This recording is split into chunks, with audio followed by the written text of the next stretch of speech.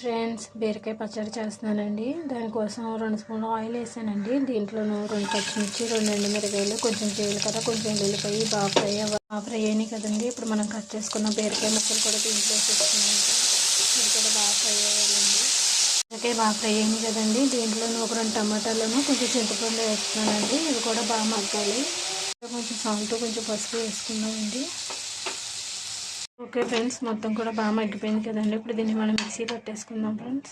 అండి పచ్చడి అయితే మిక్సీ పట్టేసానండి. ఇప్పుడు దీన్ని మనం పోపు వేసుకుందాం ఫ్రెండ్స్. ఇందులోని మనం కరివేపాకు, వెల్లుల్లిపాయ, జీలకర్ర, పచ్చెనపప్పు, శనగపప్పు ఇవి బాగా ఫ్రై అవ్వాలండి.